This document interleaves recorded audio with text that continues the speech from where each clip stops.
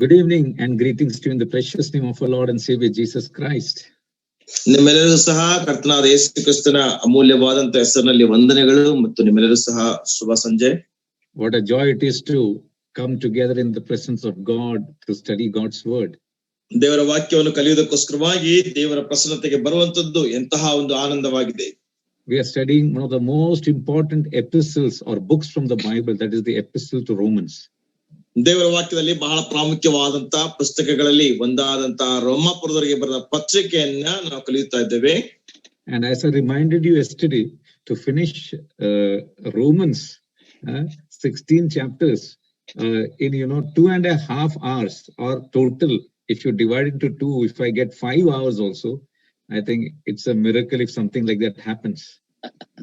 ಈ 16 ಅಧ್ಯಾಯಗಳನ್ನ 2.5 ಗಂಟೆ 2 ವಿಭಾಗಗಳನ್ನು ಸೇರಿಸಿದ್ರೆ 5 ಗಂಟೆಗಳಲ್ಲಿ ಇದನ್ನು ಮುಗಿಸುವಂತದ್ದು ಬಹಳ ಒಂದು ಅದ್ಭುತವಾದಂತ ಒಂದು ವಿಷಯ. This is one of the most difficult books when you actually sit to study. ನಾವು ಹೇಳುವುದಾದ್ರೆ ಈ ಪುಸ್ತಕವನ್ನು ಅಧ್ಯಯನ ಮಾಡ್ಲಿಕ್ಕೆ ಬಹಳ ಒಂದು ಕ್ಲಿಷ್ಟಕರವಾದಂತಹ ಒಂದು ಪುಸ್ತಕ ಇದಾಗಿದೆ. That is why I deliberately desired to study this book. ಆದ್ದರಿಂದಲೇ ನಾನು ಈ ಪುಸ್ತಕವನ್ನು ಕಲಿಯುವುದಕ್ಕೋಸ್ಕರವಾಗಿ ಮನಸ್ಪೂರ್ವಕವಾಗಿ ನಾನು ಮನಸ್ಸು ಮಾಡಿದ್ದೇನೆ. Actually, when I studied this book, I understood about what salvation is, what God has done in my life. ಈ ಪುಸ್ತಕವನ್ನು ನಾನು ಅಧ್ಯಯನ ಮಾಡುವುದಕ್ಕೆ ಪ್ರಾರಂಭಿಸಿದಾಗಲೇ ರಕ್ಷಣೆ ಅಂದ್ರೆ ಏನು ಮತ್ತು ನನ್ನ ಜೀವಿತದಲ್ಲಿ ದೇವರು ಏನು ಮಾಡಿದ್ದಾನೆಂಬುದಾಗಿ ಹೆಚ್ಚಾಗಿ ಅರ್ಥ ಮಾಡಿಕೊಳ್ಳಿಕ್ಕೆ ಸಹಾಯವಾಯಿತು. So yesterday we have seen an outline or a preview of what is there in the book of Romans. ರೋಮಾಪುರದವರಿಗೆ ಬರೆದ ಪತ್ರಿಕೆಯಲ್ಲಿ ಏನಿದೆ ಎಂಬುದಾಗಿ ನೆನೆ ದಿನ ಒಂದು ರೀತಿಯಾದಂತಹ ಹೊರನೋಟವನ್ನು ಮಾತ್ರವೇ ನೋಡಿದ್ದೇವೆ. So from today we will start going into the epistle and try to find out some truths. ಈ ದಿನದಿಂದ ನಾವು ಪತ್ರಿಕೆ ಒಳಗೆ ಹೋಗಿ ಅದರಲ್ಲಿ ಏನಿದೆ ಎಂಬುದನ್ನ ಕಂಡುಕೊಳ್ಳೋಣ. There are many Lord's servants who have written commentaries and books on Romans. So there are many outlines which we can follow. ಅನೇಕ ದೇವ ಜನರು ಮತ್ತು ದೇವ ಸೇವಕರು ರೋಮಾಪುರದವರಿಗೆ ಬರೆದ ಪತ್ರಿಕೆಯ ಮೇಲೆ ಅನೇಕ ವಿಶ್ಲೇಷಣೆ ಅಥವಾ ಕಮೆಂಟ್ರೀಸ್ ಅನ್ನು ಅವರು ಬರೆದಿದ್ದಾರೆ ಮತ್ತು ಅನೇಕ ಔಟ್ಲೈನ್ಸ್ ಅನ್ನ ಕೂಡ ಅವರು ಕೊಟ್ಟಿದ್ದಾರೆ. There was a Lord's servant called as Cunningham. He's with the Lord. I liked the way he divided the book of Romans. ಒಬ್ಬ ದೇವರ ಸೇವಕರಿದ್ರು ಕನ್ನಿಂಗಾಮ್ ಎಂಬುದಾಗಿ ಅವರಿಗೆ ಇಲ್ಲ, ಅವ್ರ ಕರ್ತನ ಬಳಿ ಇದ್ದಾರೆ. ಅವರು ರೋಮಾಪುರದವರಿಗೆ ಬರೆದ ಪತ್ರಿಕೆಯನ್ನು ವಿಭಜನೆ ಮಾಡಿದಂತದ್ದು ನನಗೆ ಬಹಳ ಇಷ್ಟ. And I like to follow the outline that he has given. ಅವರು ಕೊಟ್ಟಂತಹ ಆ ಹೊರ ನಕ್ಷೆಯನ್ನ ನಾನು ಬಹಳ ಇಷ್ಟಪಡುತ್ತೇನೆ. So we will go to the portion that we'll be studying this evening. ಈ ಸಾಯಂಕಾಲ ವೇಳೆಯಲ್ಲಿ ನಾವು ಕಲಿಯುವಂತಹ ಭಾಗಕ್ಕೆ ನಾವು ಹೋಗೋಣ. This is the simplest way. This study that we are going to have is the simplest way we will try to understand what are the truths in Romans.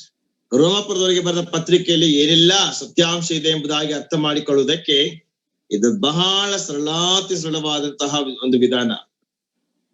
So in this session we will be looking at chapter 1 and 2 truths will be focusing on. Some of you, those who can who want to take the topics in English, you can note it down.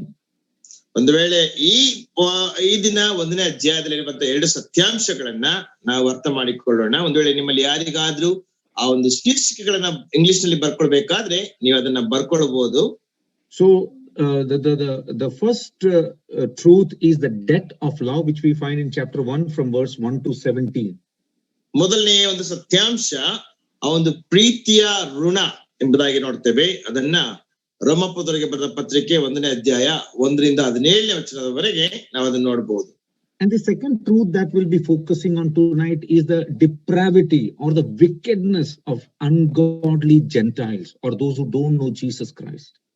ಮತ್ತು ಎರಡನೇದಾಗಿರುವಂತಹ ಸತ್ಯಾಂಶ ಆ ಒಂದು ಅನ್ಗಾಡ್ಯ ಅಥವಾ ಅಭಕ್ತರಾದಂತಹ ಅಥವಾ ಪಾಪಿಗಳಾದಂತಹ ಅನ್ಯರ ಒಂದು ಪಾಪದ ಕ್ರಿಯೆ ಅಥವಾ ಅವರ ಒಂದು ಕುಗ್ಗಿದಂತಹ ಸ್ವಭಾವ.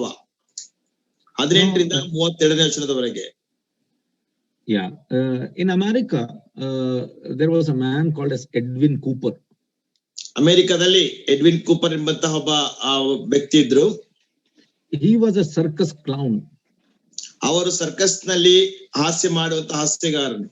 All his family members were in the circus. ಅವರ ಎಲ್ಲಾ ಕುಟುಂಬ ಸದಸ್ಯರವರೆಲ್ಲರೂ ಸಹ ಸರ್ಕಸ್ ನಲ್ಲಿ ಇದ್ದರು. From the age of 9, he started acting like a clown in the circus. ಆ 9ನೇ ವಯಸ್ಸಿನಲ್ಲಿಯೇ ಅವರು ಸರ್ಕಸ್ ನಲ್ಲಿ ಕ್ಲೌನ್ ಅಥವಾ ಹಾಸ್ಯಗಾರರಾಗಿ ಕೆಲಸ ಮಾಡ್ಲಿಕ್ಕೆ ಪ್ರಾರಂಭ ಮಾಡಿದ್ರು. He became so famous that in the 1950s, he started a TV program, a TV channel. ಅವರು ಬಹಳ ಪ್ರಸಿದ್ಧರಾದ್ರಂದ್ರೆ ಸುಮಾರು 1957ರಲ್ಲಿಯೇ ಆ ಟಿವಿ ಕಾರ್ಯಕ್ರಮದಲ್ಲಿ ಸಹ ಅವರು ಕಾರ್ಯನಿರ್ವಹಿಸಲಿಕ್ಕೆ ಪ್ರಾರಂಭಿಸಿದ್ರು. And you know, after every program, when he closes the program, he will warn all his followers that he will give a warning, and he would say, get checked yourself for cancer. ಅವರೆಲ್ಲ ತಮ್ಮ ಕಾರ್ಯಕ್ರಮಗಳ ಅಂತ್ಯದಲ್ಲಿ ತಮ್ಮನ್ನು ನೋಡ್ತಾ ಇರುವಂತಹ ವೀಕ್ಷಕರಿಗೆ ಒಂದು ಎಚ್ಚರಿಕೆಯನ್ನು ಕೊಡ್ತಾರೆ. ನಿಮ್ಮಷ್ಟಕ್ಕೆ ನೀವೇ ಪರೀಕ್ಷಿಸಿಕೊಳ್ಳ್ರಿ, ನಿಮ್ಮಲ್ಲಿ ಒಂದ್ ವೇಳೆ ಕ್ಯಾನ್ಸರ್ ಇದೆಯಾ ಎಂಬುದಾಗಿ. So every program, the closing statement will be get checked for cancer. ಪ್ರತಿಯೊಂದು ಕಾರ್ಯಕ್ರಮದಲ್ಲಿ ಆ ಕ್ಯಾನ್ಸರ್ಗೋಸ್ಕರವಾಗಿರುವಂತಹ ಒಂದು ಪರೀಕ್ಷೆ ಇರುವಂತದ್ದಾಗಿದೆ. But you know what happened? He was so busy, making people laugh and so busy with shooting for his programs, he did not take care of his health. ಅವರು ಜನರನ್ನ ನಗಿಸುವುದರಲ್ಲಿ, ಜನರಿಗೆ ತಮಾಷೆ ಮಾಡೋದ್ರಲ್ಲಿ ಮತ್ತು ಅನೇಕ ಕಾರ್ಯಕ್ರಮಗಳನ್ನ ಕೊಡೋದ್ರಲ್ಲಿ ಬಹಳ ವ್ಯಸ್ತರಾಗಿದ್ರು. ಆದ್ರಿಂದ ಅವರ ಆರೋಗ್ಯದ ಕುರಿತಾಗಿ ಅವರಿಗೆ ಕಾಳಜಿ ವಹಿಸಲಿಕ್ಕೆ ಸಾಧ್ಯವಾಗಲಿಲ್ಲ.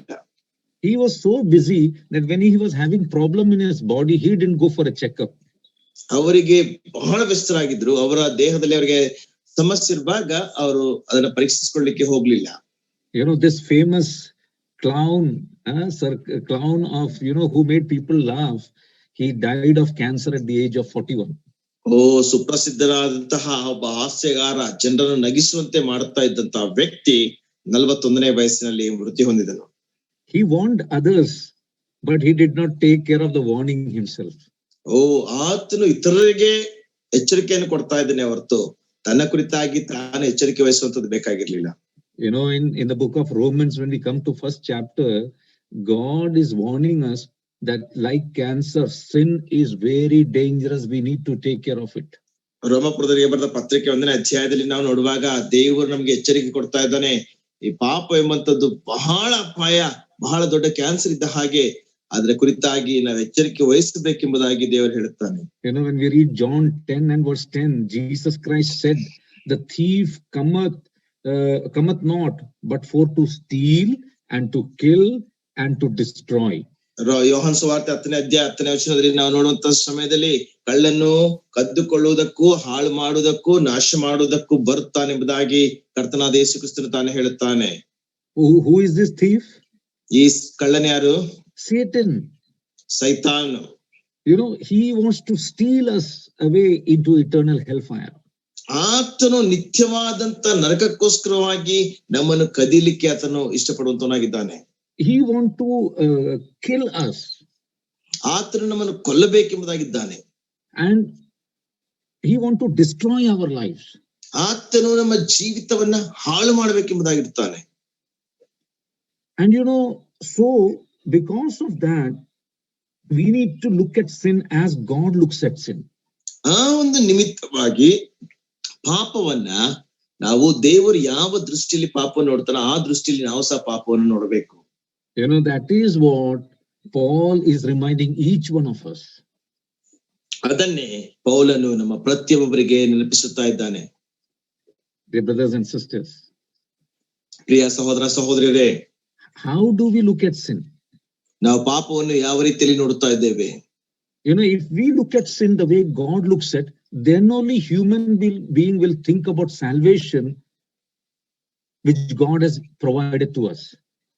ಮನುಷ್ಯನು ದೇವರು ಪಾಪವನ್ನು ಯಾವ ರೀತಿಯಲ್ಲಿ ನೋಡುತ್ತಾನೋ ಆ ರೀತಿಯಲ್ಲಿ ನೋಡುವುದಾದ್ರೆ ಮಾತ್ರವೇ ದೇವರಿಂದ ಒದಗುವಂತಹ ರಕ್ಷಣೆಗೋಸ್ಕರವಾಗಿ ಮನುಷ್ಯನು ಇಷ್ಟಪಡುವಂತನಾಗಿದ್ದಾನೆ ಅಥವಾ ಅದನ್ನು ಹೊಂದಿಕೊಳ್ಳುವುದಕ್ಕೆ ಬಯಸುವಂತನಾಗಿರುತ್ತಾನೆ.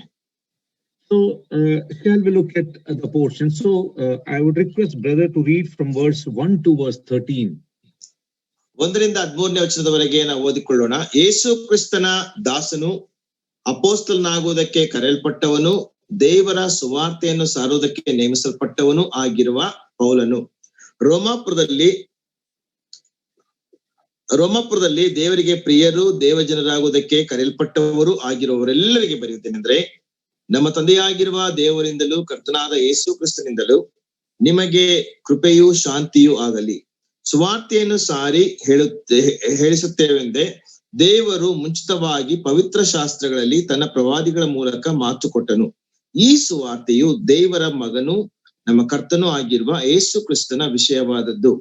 ಆತನ ವಂಶಕ್ರಮದಿಂದ ದಾವಿದನ ಸಂತಾನದಲ್ಲಿ ಹುಟ್ಟಿದವನು, ಪವಿತ್ರವಾದ ಆತ್ಮವುಳ್ಳವನಾಗಿದ್ದು, ಸತ್ತ ಮೇಲೆ ಜೀವಿತನಾಗಿ ಎದ್ದು ಬಂದ ಮಹತ್ಕಾರ್ಯದಿಂದ ದೇವಕುಮಾರನೆಂದು ನಿರ್ಣಯಿಸಲ್ಪಟ್ಟವನು ಆಗಿದ್ದಾನೆ.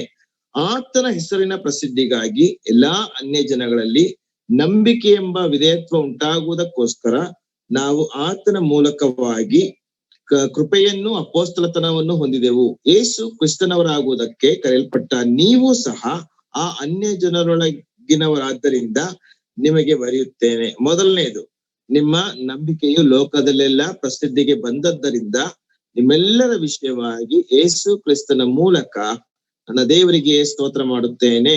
ನಾನು ಪ್ರಾರ್ಥನೆ ಮಾಡುವಾಗೆಲ್ಲ ತಪ್ಪದೆ ನಿಮಗೋಸ್ಕರ ವಿಜ್ಞಾಪನೆ ಮಾಡಿ, ಇನ್ನು ಮೇಲೆ ಆದರೂ ನಿಮ್ಮ ಬಳಿಗೆ ಬರುವುದಕ್ಕೆ ದೇವರ ಚಿತ್ತದಿಂದ ನನಗೆ ಹೇಗೂ ಅನುಕೂಲವಾಗಬೇಕೆಂದು ಬೇಡಿಕೊಳ್ಳುತ್ತೇನೆ. ಇದಕ್ಕೆ ದೇವರೇ ನನ್ನ ಸಾಕ್ಷಿ. ಈತನ ಮಗನ ಸುವಾರ್ತೆಯನ್ನು ಸಾರುತ್ತಾ ಆತನನ್ನೇ ನನ್ನ ಆತ್ಮದಲ್ಲಿ ಆರಾಧಿಸುವವನಾಗಿದ್ದೇನೆ. ನನ್ನ ಮುಖಾಂತರವಾಗಿ ನಿಮಗೆ ಪಾರಮಾರ್ಥಿಕ ವರವೇನಾದರೂ ದೊರಕಿ ನೀವು ದೃಢವಾಗುವುದಕ್ಕೋಸ್ಕರ, ಅಂದರೆ ನಾನು ನಿಮ್ಮ ನಂಬಿಕೆಯಿಂದ ನೀವು ನನ್ನ ನಂಬಿಕೆಯಿಂದ ಸಹಾಯ ಹೊಂದಿ ಈ ಪ್ರಕಾರ ನಿಮ್ಮೊಂದಿಗೆ ನಾನು ಧೈರ್ಯಗೊಳ್ಳುವುದಕ್ಕೋಸ್ಕರ ನಿಮ್ಮನ್ನು ನೋಡಬೇಕೆಂದು ಅಪೇಕ್ಷಿಸುತ್ತೇನೆ. ಸಹೋದರರೇ, ನನ್ನ ಕೆಲಸವು ಇತರ ಜನಗಳಲ್ಲಿ ಸಫಲವಾದಂತೆ ನಿಮ್ಮಲ್ಲಿಯೂ ಸಫಲವಾದೀತೆಂದು ನಿಮ್ಮ ಬಳಿಗೆ ಬರುವುದಕ್ಕೆ ಅನೇಕ ವರ್ತಿ ಮನಸ್ಸು ಮಾಡಿಕೊಂಡಿದ್ದಾಗ್ಯೂ ಇಂದಿನವರೆಗೂ ಅಡ್ಡಿಯಾಯಿತೆಂದು ನಿಮಗೆ ತಿಳಿದಿರಬೇಕೆಂದು ನನ್ನ ಅಪೇಕ್ಷೆ. May the Lord add his blessings upon the reading of his holy word. ಆತನ ಪರಿಶುದ್ಧ ವಾಕ್ಯವನ್ನು ಓದಿದಂತರ ಮೇಲೆ ಕರ್ತನು ತಾನೇ ತನ್ನ ಆಶೀರ್ವಾದವನ್ನು ಸೇರಿಸಲಿ. So what is the topic that we are considering? We are considering, Paul is saying, I am indebted to the love which God has shown on me. ಪೌಲನು ಪರಿಗಣಿಸುತ್ತಾ ಇರುವಂತಹ ವಿಷಯವೇನೆಂದ್ರೆ, ದೇವರು ನನ್ನ ಮೇಲೆ ತೋರಿಸಿದಂತಹ ಒಂದು ಪ್ರೀತಿಗೆ ನಾನು ಸಾಲಗಾರನಾಗಿದ್ದೇನೆ ಅಥವಾ ಋಣಸ್ಥನಾಗಿದ್ದೇನೆ. What does he, when he says I am indebted or I have a debt of love, it means he's having a feeling of gratitude for something that God has done in his life. ಆತನು ಪ್ರೀತಿಗೆ ನಾನು ಸಾಲಗಾರನಾಗಿದ್ದೇನೆ, ಋಣಸ್ಥನಾಗಿದ್ದೇನೆ ಎಂಬುದಾಗಿ ಹೇಳುವಾಗ ಆತನು ಏನು ಹೇಳ್ತಾ ಇದ್ದಾನೆ ಎಂಬುದಾಗಿ ನಾವು ನೋಡುವುದಾದ್ರೆ, ಆತನು ದೇವರು ತೋರಿಸಿದಂತಹ ಒಂದು ಪ್ರೀತಿಗೆ ಕೃತಜ್ಞತೆ ಉಳ್ಳವನಾಗಿದ್ದಾನೆ. So in this portion, Paul is greeting all the believers in Rome.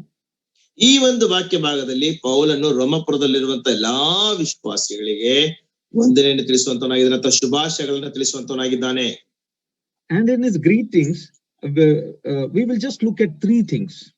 ನಾವು ಆತನ ಒಂದು ಶುಭಾಶಯದಲ್ಲಿ ಅಥವಾ ವಂದನೆಯಲ್ಲಿ ಮೂರು ವಿಷಯಗಳನ್ನ ನಾವು ನೋಡ್ತೇವೆ. And in that portion, these three things are very important. ನೋಡುವಂತ ಸಮಯದಲ್ಲಿ ಈ ಮೂರು ವಿಷಯಗಳು ಬಹಳ ಪ್ರಾಮುಖ್ಯವಾದದ್ದು. Paul says the first thing that he is a servant in verse 1. ಮೊದಲನೇದಾಗಿ ಪೌಲನು ಹೇಳುವಂತದ್ದು ಏನೆಂದ್ರೆ ಆತನು ದಾಸನು, 1ನೇ ವಚನ. But he makes it very clear. Paul is saying that I am a servant of the Lord Jesus Christ. ಆತನು ಬಹಳ ಸ್ಪಷ್ಟೀಕರಿಸುವಂತ ಮಾತೇನೆಂದ್ರೆ ಯೇಸು ಕ್ರಿಸ್ತನ ದಾಸನೆಂಬುದಾಗಿ ಆತನು ಸ್ಪಷ್ಟೀಕರಿಸುತ್ತಾನೆ. And at the same time, he is also telling that it is I, Paul, who is a servant of Lord Jesus Christ, who is writing this letter to you. ಮತ್ತು ಹಾಗೆ ಆತನು ಹೇಳುವಂತ ಮಾತೇನೆಂದ್ರೆ ಯೇಸು ಕ್ರಿಸ್ತನ ದಾಸನಾದಂತ ಪೌಲನೆಂಬಂತ ನಾನು ಈ ಪತ್ರಿಕೆಯನ್ನ ನಿಮಗೆ ಬರೆಯುತ್ತಾ ಇದ್ದೇನೆ. But we know that when we study the scriptures, even though Paul was the human author, when we come to 2 Peter chapter 1 and verse 20 and 21, we find who is actually the divine author. ಇಲ್ಲಿ ಪೌಲನು ಪತ್ರಿಕೆ ಬರಹಗಾರನಾಗಿದ್ದರೂ ಸಹ 2 ಪೇತ್ರ 1:20-21 ನಾವು ನೋಡುವಂತಹ ಸಮಯದಲ್ಲಿ ನಿಶ್ಚಯವಾಗಿ ಯಾರು ಬರೆದಂತವ್ರು ಎಂಬುದಾಗಿ ಸ್ಪಷ್ಟವಾಗಿ ನಾವು ನೋಡುವಂತರಾಗಿದ್ದೇವೆ. What do we read there? Who is the author? ಅಲ್ಲಿ ನಾವೇನು ಓದ್ತೇವೆ? ಯಾರು ಬರಹಗಾರರು? 2 Peter 2 Peter chapter 1 verse 20 and 21. 1ನೇ ಅಧ್ಯಾಯ 20 ಮತ್ತು 21ನೇ ವಚನದಲ್ಲಿ ಯಾರು ಬರಹಗಾರ ಎಂಬುದಾಗಿ ನಾವು ನೋಡುವಾಗ ಅದು ನೋಡ್ತೇವೆ. ನಾವು ಆತನು ಜಗದುತ್ಪತ್ತಿಗೆ ಮೊದಲೇ ಗೊತ್ತು ಮಾಡಲ್ಪಟ್ಟು ಅಂತ್ಯಕಾಲದಲ್ಲಿ ನಿಮಗಾಗಿ ಪ್ರತ್ಯಕ್ಷನಾದನು. ಸಾರಿ, 2 Peter 1 verse 20 and 21. ಎಸ್. 1ನೇ ಅಧ್ಯಾಯ 20-21ನೇ ವಚನದಲ್ಲಿ ನಾವು ನೋಡುವಾಗ ಶಾಸ್ತ್ರದಲ್ಲಿರುವ ಯಾವ ಪ್ರವಾದನ ವಾಕ್ಯವು ಕೇವಲ ಮಾನುಷ ಬುದ್ಧಿಯಿಂದ ವಿವರಿಸತಕ್ಕದಲ್ಲವೆಂಬುದನ್ನು ಮುಖ್ಯವಾಗಿ ತಿಳಿದುಕೊಳ್ಳಿರಿ. ಯಾಕೆಂದರೆ ಯಾವ ಪ್ರವಾದನೆಯಾದರೂ ಎಂದೂ ಮನುಷ್ಯನ ಚಿತ್ತದಿಂದ ಉಂಟಾಗಲಿಲ್ಲ. ಮನುಷ್ಯರು ಪವಿತ್ರಾತ್ಮ ಪ್ರೇರಿತರಾಗಿ ದೇವರ ಸಹಾಯದಿಂದಲೇ ಮಾತನಾಡಿದರು. Okay, so we see there, okay, Paul has written this letter, but why we need to take it seriously? Because in the scripture we have read that Holy Spirit is the divine author. So whatever we are studying in Romans, we have to take it very seriously. ಇಲ್ಲಿ ಪೌಲನು ಗ್ರಂಥಕರ್ತನಾಗಿದ್ದರೂ ಸಹ ನಾವಿಲ್ಲಿ ನಾವು ನೋಡಿದ ಹಾಗೆ ದೇವರ ವಾಕ್ಯವನ್ನು ಬರೆಯುವುದಕ್ಕೆ ಪರಿಶುದ್ಧಾತ್ಮನು ತಾನೇ ಅದನ್ನು ಬರೆಸಿದ್ದರಿಂದ ರೋಮಪುರದವರಿಗೆ ಬರೆದ ಪತ್ರಿಕೆಯನ್ನು ಓದುವಂತಹ ಸಮಯದಲ್ಲಿ ಅಥವಾ ಅಧ್ಯಯನ ಮಾಡುವಂತಹ ಸಮಯದಲ್ಲಿ ಅಥವಾ ದೇವರ ವಾಕ್ಯವನ್ನು ಅಧ್ಯಯನ ಮಾಡುವಂತಹ ಸಮಯದಲ್ಲಿ ಬಹಳ ಗಾಂಭೀರ್ಯವಾಗಿರುವಂತಹ ವಿಷಯಗಳನ್ನು ತೆಗೆದುಕೊಳ್ಳಬೇಕು. So none of us can study or sit to study in God's presence very casually, because when we study God's word, it is actually the divine author who is speaking to us. ನಾವ್ ಯಾರು ಸಹ ದೇವರ ವಾಕ್ಯವನ್ನು ಕಲಿಯುವಾಗ ಕೇವಲ ಸುಮ್ಮನೆ ಆ ರೀತಿಯಾಗಿ ಕೂತ್ಕೊಂಡು ಕಲಿಯುವ ಹಾಗಿಲ್ಲ. ಯಾಕೆಂದ್ರೆ ಇದನ್ನು ಬರೆದಂತವನು, ಇದರ ಗ್ರಂಥಕರ್ತನು ದೇವರ ಆತ್ಮನು ತಾನೇ ಆಗಿದ್ದಾನೆ. ದೇವರ ಆತ್ಮನು ತಾನೇ ನಮ್ಮೊಟ್ಟಿಗೆ ಮಾತನಾಡುವಂತವನಾಗಿದ್ದಾನೆ. And Paul is saying that I am a servant. A servant actually means who is a bond slave. ಇಲ್ಲಿ ಪೌಲನು ಹೇಳುವಂತಹ ಮಾತೇನೆಂದ್ರೆ ಆತನೊಬ್ಬ ದಾಸನೆಂಬುದಾಗಿ ಆತನು ಹೇಳ್ತಾನೆ. ಅದರ ಅರ್ಥವೇನೆಂದ್ರೆ ಆತನೊಬ್ಬ ಗುಲಾಮನು. That means he has no will of his own. He has a master and that master controls him. ಅದರ ಅರ್ಥವೇನೆಂದ್ರೆ ಆತನಿಗೆ ತನ್ನದೇ ಆದಂತಹ ಸ್ವಂತ ಚಿತ್ತ ಇಲ್ಲ. ಆತನಿಗೆ ಒಬ್ಬ ಒಡೆಯನಿದ್ದಾನೆ. ಆ ಒಡೆಯನೇ ಎಲ್ಲವನ್ನು ಸಹ ಆತನಿಗೋಸ್ಕರವಾಗಿ ನಿಯಂತ್ರಿಸುವಂತವನಾಗಿದ್ದಾನೆ. So that is why we who claim to be God's children, our attitude every single second should be that I am a bond slave of the Lord Jesus Christ. He is my master. He is the one who controls my life. ಆದ್ದರಿಂದಲೇ ದೇವರ ಮಕ್ಕಳಾದಂತಹ ನಾವೆಲ್ಲರೂ ಸಹ ತಿಳ್ಕೊಳ್ಬೇಕಾದಂತ ವಿಷಯವೇನೆಂದ್ರೆ ನಾನು ಕರ್ತನಾದ ಯೇಸು ಕ್ರಿಸ್ತನ ದಾಸನಾಗಿದ್ದಾನೆ. ಆತನು ತಾನೇ ನನ್ನ ಜೀವಿತದ ಪ್ರತಿಯೊಂದು ವಿಷಯವನ್ನು ಸಹ ನಿಯಂತ್ರಿಸುವಂತವನಾಗಿದ್ದಾನೆ ಎಂಬುದಾಗಿ ನಾವು ತಿಳಿದುಕೊಳ್ಳಬೇಕು. And when we read further, Paul reminds us that he is the willing slave of Jesus Christ who has died for him. ಮತ್ತು ಆತನ ಹೇಳುವಂತಹ ಮಾತಿನೆಂದ್ರೆ ಪೌಲನಿಗೋಸ್ಕರವಾಗಿ ಸತ್ತು ಎದ್ದು ಬಂದಂತಹ ಕರ್ತನಾದಂತ ಯೇಸು ಕ್ರಿಸ್ತನ ದಾಸನಾಗುವುದಕ್ಕೆ ಆತನು ಮನಸ್ಸುಳ್ಳವನಾಗಿದ್ದಾನೆ. Now the second thing Paul says that he is an apostle. ಮತ್ತೆರಡನೇದಾಗಿ ಪೌಲನು ಹೇಳ್ತಾನೆ ಅವನೊಬ್ಬ ಅಪೊಸ್ತಲನಾಗಿದ್ದನು. So he is a servant, but at the same time he says I am called to be an apostle. ಮೊದಲನೇದಾಗಿ ಆತನು ಹೇಳ್ತಾನೆ ಆತನ ದಾಸನೆಂಬುದಾಗಿ. ಅಷ್ಟು ಮಾತ್ರವೇ ಅಲ್ಲ, ಅಪೊಸ್ತಲನಾಗುವುದಕ್ಕೆ ಕರೆಯಲ್ಪಟ್ಟವನು ಎಂಬುದಾಗಿ ಸಹ ಅವನು ಹೇಳುತ್ತಾನೆ. Now who is an apostle? In a simple words, in simple terms, apostle is a messenger of God. ಅಪೊಸ್ತಲನ ಎಂಬುದಾಗಿ ಹೇಳುವಾಗ ಯಾರೆಂಬುದಾಗಿ ನಾವು ನೋಡುವಂತಹ ಸಮಯದಲ್ಲಿ ಅಪೊಸ್ತಲನ ಎಂಬುದಾಗಿ ಸರಳವಾದಂತಹ ಒಂದು ಮಾತಿನಲ್ಲಿ ಹೇಳೋದಾದ್ರೆ ಅಪೊಸ್ತಲ ಅಂದ್ರೆ ಒಬ್ಬ ಸಂದೇಶವಾಹಕನು. So Paul is saying that I am a person who has got a message from God and my responsibility is to give that message to others. ಅಪೊಸ್ತಲನಾದಂತ ನಾನು ದೇವರಿಂದ ಒಂದು ನಿರ್ದಿಷ್ಟವಾದಂತಹ ಸಂದೇಶವನ್ನು ಪಡೆದುಕೊಂಡಿದ್ದೇನೆ. ಆ ಒಂದು ಸಂದೇಶವನ್ನ ಇತರಿಗೆ ಹಂಚುವಂತದ್ದೇ ನನ್ನ ಅಪೊಸ್ತಲವಾಗಿದೆ ಅಥವಾ ನನ್ನ ಒಂದು ಜವಾಬ್ದಾರಿಯಾಗಿದೆ. And in verse 3 and 4, he says that what is the message that he is delivering? He is delivering the message about Jesus Christ, or the good news about salvation through Christ. ಆತನೇ ಯಾವ ಸಂದೇಶವನ್ನು ಆತನು ಕೊಡುತ್ತಾನೆಂಬುದಾಗಿ ಹೇಳುವಂತಹ ಸಮಯದಲ್ಲಿ ಆತನು ಕೊಡುವಂತಹ ಸಂದೇಶ ನಮ್ಮ ಕರ್ತನೂ ಆಗಿರುವ ಯೇಸು ಕ್ರಿಸ್ತನ ವಿಷಯವಾದದ್ದು. ಆತನ ಸುವಾರ್ತೆಯನ್ನ ಅವನ ಸುವಾರ್ತೆಯನ್ನ ಆತನು ಪ್ರಚುರಪಡಿಸುವಂತನಾಗಿದ್ದಾನೆ. So in verse 4 he says that God has declared to be the Son of God with power according to the Spirit of holiness by the resurrection from the dead. That is the good news we have. 4ನೇ ವಚನದಲ್ಲಿ ನಾವು ನೋಡುವಾಗ ಪವಿತ್ರವಾದ ಆತ್ಮವುಳ್ಳವನಾಗಿದ್ದು ಸತ್ತ ಮೇಲೆ ಜೀವಿತನಾಗಿ ಎದ್ದು ಬಂದ ಮಹತ್ಕಾರ್ಯದಿಂದ ದೇವಕುಮಾರನೆಂದು ನಿರ್ಣಯಿಸಲ್ಪಟ್ಟವನು ಆಗಿದ್ದಾನೆ ಎಂಬಂತಹ ಶುಭವಾರ್ತೆ ಅಥವಾ ಸುವಾರ್ತೆ ನಮಗಿದೆ. So the central message of the gospel is given there. ಅಲ್ಲಿ ಸುವಾರ್ತ ಆ ಸಂದೇಶದ ಒಂದು ಕೇಂದ್ರ ಭಾಗ ಅಥವಾ ಕೇಂದ್ರ ಬಿಂದು ಅಲ್ಲಿ ಕೊಡಲ್ಪಟ್ಟಿದೆ. So the central figure of the message of the gospel is always Jesus Christ. ಸುವಾರ್ತೆಯ ಕೇಂದ್ರ ಬಿಂದು ಅಥವಾ ಕೇಂದ್ರ ಅಂಶ ಯಾವಾಗಲೂ ಸಹ ಕರ್ತನಾದ ಯೇಸು ಕ್ರಿಸ್ತನ ತಾನೇ ಆಗಿರುತ್ತಾನೆ. We hear today there are so many gospel messages being preached, but they leave the most important person in a gospel message, that is Jesus Christ, out. ಈ ದಿನಗಳಲ್ಲಿ ನಾವು ಅನೇಕ ಸುವಾರ್ಥ ಸಂದೇಶಗಳೆಂಬುದಾಗಿರುವಂತಹ ಸಂದೇಶಗಳನ್ನು ಕೇಳುತ್ತೇವೆ.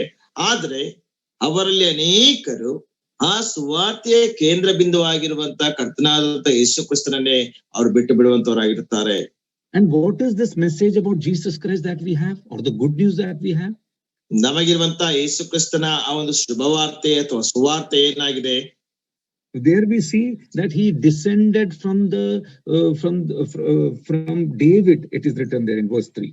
3ನೇ ವಚನದಲ್ಲಿ ನಾವು ನೋಡುವಂತಹ ಸಮಯದಲ್ಲಿ ಆತನು ವಂಶಕ್ರಮದಿಂದ ದಾವೀದನ ಸಂತಾನದಲ್ಲಿ ಹುಟ್ಟಿದವನು. So we see the human side of Jesus Christ. ಅದು ಆ ಕರ್ತನಾದ ಯೇಸು ಕ್ರಿಸ್ತನ ಮಾನಸಿಕವಾದಂತಹ ಒಂದು ಭಾಗ. So he became one like us, except in sin. ಆತನು ಪಾಪವನ್ನು ಹೊರತುಪಡಿಸಿ ಬೇರೆ ಎಲ್ಲಾ ವಿಷಯಗಳಲ್ಲಿ ಸಹ ನಮ್ಮ ಹಾಗೆ ಆದನು.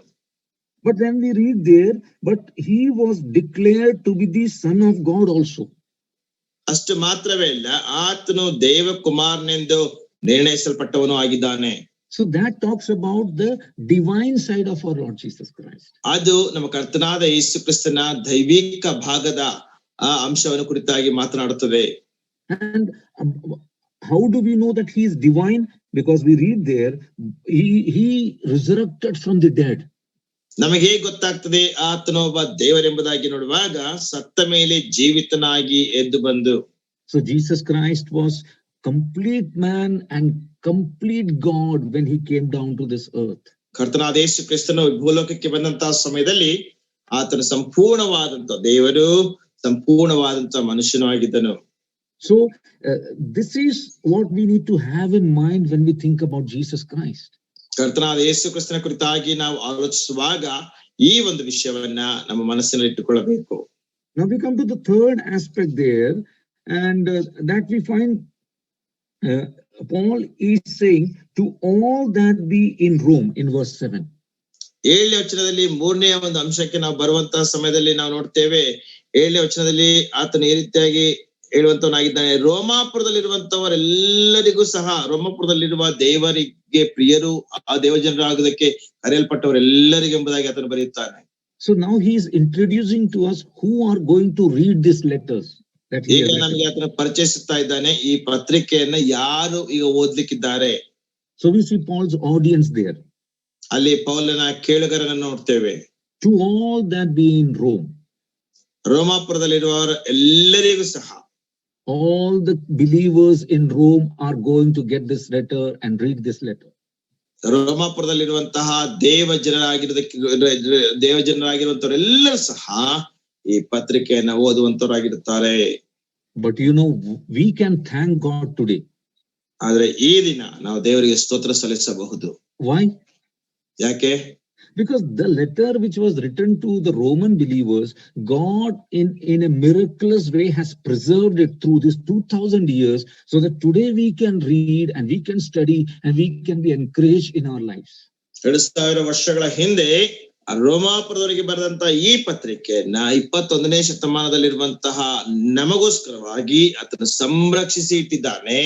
ಆದ್ರಿಂದ ನಾವು ಅದನ್ನು ಓದಿ ಆತನನ್ನು ಮಹಿಮೆ ಪಡಿಸಬಹುದು, ಆತನನ್ನು ಘನಪಡಿಸಬಹುದು. Now, who are these believers in Rome?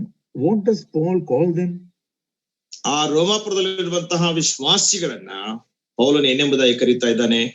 Paul called them as saints in verse 7. 7ನೇ ವಚನದಲ್ಲಿ ನಾವು ನೋಡ್ತೇವೆ ಅವರನ್ನ ದೇವ ಜನರು ಎಂಬುದಾಗಿ ಕರೀತಾ ಇದ್ದಾನೆ. You know, today many people are, declaring that this person is a saint, that person is a saint. ಈ ದಿನ ಅನೇಕ ಜನರು ಈ ವ್ಯಕ್ತಿ ಸಂತನಾಗಿದ್ದಾನೆ ಅಥವಾ ಆ ವ್ಯಕ್ತಿ ಸಂತನಾಗಿದ್ದಾನೆ ಎಂಬುದಾಗಿ ಅವರು ಘೋಷಿಸುವಂತರಾಗಿರುತ್ತಾರೆ. Human beings are taking the place of God and declaring others as saints. ಮನುಷ್ಯರು ದೇವರ ಸ್ಥಾನವನ್ನು ಪಡೆದುಕೊಂಡವರಾಗಿ ಇತರರನ್ನ ಸಂತರೆಂಬುದಾಗಿ ಅಥವಾ ದೇವಜನರೆಂಬುದಾಗಿ ಅವರು ಘೋಷಿಸುವಂತವರಾಗಿರುತ್ತಾರೆ. But Paul is saying, you believers who are going to read this letter, you are called to be saints by whom? Not by humans, but by God himself. ಆದ್ರೆ ಪೌಲನಲ್ಲಿ ಹೇಳುವಂತಹ ಮಾತೇನೆಂದ್ರೆ, ರೋಮಾಪುರದಲ್ಲಿರುವಂತಹ ವಿಶ್ವಾಸಿಗಳೇ, ನೀವು ಈ ಪತ್ರಿಕೆಯನ್ನು ಓದುವಂತಹ ನೀವುಗಳು ದೇವ ಜನರೆಂಬುದಾಗಿ ಕರೆಯಲ್ಪಟ್ಟಿದ್ದೀರಿ, ಮನುಷ್ಯರಿಂದ ಅಲ್ಲ, ದೇವರಿಂದ ತಾನೇ. So all those who have heard the gospel, all those who have repented, all those who have put their faith in Jesus Christ, who are trusted in Christ, today are called saints by God himself. ದೇವರಿಂದ ಕರೆಯಲ್ಪಟ್ಟವರು, ಸುವಾರ್ತೆಯನ್ನು ನಂಬಿದಂತವರು, ಸುವಾರ್ತೆ ಮೇಲೆ ಭರವಸೆ ಇಟ್ಟಂತವರು, ರಕ್ಷಣೆ ಹೊಂದಿದಂತವರೆಲ್ಲರೂ ಸಹ ಸಂತರು ಅಥವಾ ದೇವ ಜನರಾಗಿ ಕರೆಯಲ್ಪಟ್ಟಿದ್ದಾರೆ. ಮನುಷ್ಯರಿಂದ ಅಲ್ಲ, ದೇವರಿಂದ ತಾನೇ ಅವರು ಕರೆಯಲ್ಪಟ್ಟಿದ್ದಾರೆ. So dear brothers and sisters, God has called us to be saints, so we need to live like saints on this earth. ಆದ್ರಿಂದ ಪ್ರಿಯ ಸಹೋದರ ಸಹೋದರಿಯರೇ, ದೇವರಾಗಿ ಕರೆದಿರುವಾಗ ನಾವು ಅದಕ್ಕೆ ತಕ್ಕ ಹಾಗೆ ನಾವು ಈ ಭೂಮಿಯ ಮೇಲೆ ಜೀವಿಸಬೇಕು. Not only that, in verse 7 we read that Paul says that not only they are God's saints, but they are God's beloved also. ಮತ್ತು ಆತನು ದೇವ ಜನರು ಎಂಬುದಾಗಿ ಮಾತ್ರವೇ ಕರೆಯುವಂತವರಲ್ಲ, ಆತನು ಹೇಳುವಂತ ಮಾತೇನೆಂದ್ರೆ ದೇವರಿಗೆ ಪ್ರಿಯರು. They are God's beloved.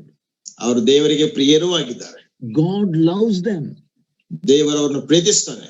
Yes, we may have in our lives,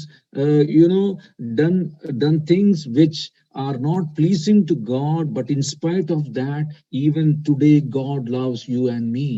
ಒಂದು ವೇಳೆ ದೇವರಿಗೆ ಮೆಚ್ಚುಗೆ ಆಗದೇ ಇರುವಂತಹ ವಿಷಯಗಳನ್ನ ನಮ್ಮ ಜೀವಿತದಲ್ಲಿ ಮಾಡಿದ್ದರೂ ಸಹ ಅದೆಲ್ಲವನ್ನು ಸಹ ಬದಿಗಿಟ್ಟು ದೇವರು ಈ ದಿನವೂ ಸಹ ನಮ್ಮನ್ನು ಪ್ರೀತಿಸುವಂತವನಾಗಿದ್ದಾನೆ.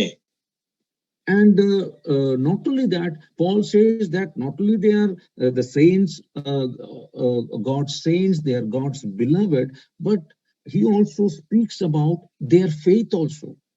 ಮತ್ತು ಆತನು ದೇವ ಜನರು ಮತ್ತು ದೇವರಿಗೆ ಪ್ರಿಯರು ಎಂಬುದಾಗಿ ಮಾತ್ರವೇ ಕರೆಯುವಂತದಲ್ಲದೆ ಅವರ ನಂಬಿಕೆ ವಿಷಯದಲ್ಲಿ ಸಹ ಆತನು ಮಾತನಾಡುವಂತನಾಗಿದ್ದಾನೆ. So Paul says that I really praise God for the faith in your life. ಮತ್ತು ಆ ಪೌಲನು ಹೇಳುವಂತಹ ಮಾತೇನೆಂದ್ರೆ,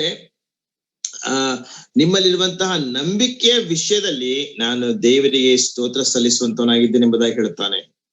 And that is what we read there. ನಾವು ಅಲ್ಲಿ ಅದನ್ನ ಓದ್ತೇವೆ. In verse 8. ನಾವು 8ನೇ ವಚನದಲ್ಲಿ ಆ ವಿಷಯವನ್ನ ನಾವು ಓದ್ತೇವೆ.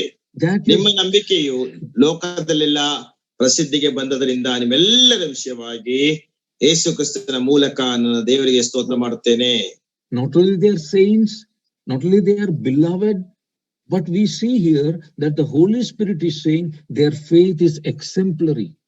ಅವರು ಕೇವಲ ದೇವ ಜನರು ಮಾತ್ರವೇ ಅಲ್ಲ, ದೇವರಿಗೆ ಪ್ರಿಯರು ಮಾತ್ರವೇ ಅಲ್ಲ, ಅವರ ನಂಬಿಕೆಯು ಲೋಕದಲ್ಲೆಲ್ಲಾ ಪ್ರಸಿದ್ಧಿಗೆ ಬಂತೆಂಬುದಾಗಿ ಪರಿಶುದ್ಧಾತ್ಮನು ಹೇಳುತ್ತಾನೆ. You know, these loyal believers in Rome, their trust was in so much in God that they become very famous for their faith in that world. ರೋಮಾಪುರದಲ್ಲಿರುವಂತಹ ಆ ವಿಶ್ವಾಸಿಗಳು ತಮ್ಮ ನಂಬಿಕೆಯಲ್ಲಿ ಎಷ್ಟರ ಮಟ್ಟಿಗೆ ನಿಷ್ಠೆಯುಳ್ಳವರಾಗಿದ್ರಂದ್ರೆ ಅವರ ನಂಬಿಕೆ ಮೂಲಕವೇ ಅವರು ಲೋಕದಲ್ಲೆಲ್ಲ ಪ್ರಸಿದ್ಧಿಗೆ ಬಂದರು.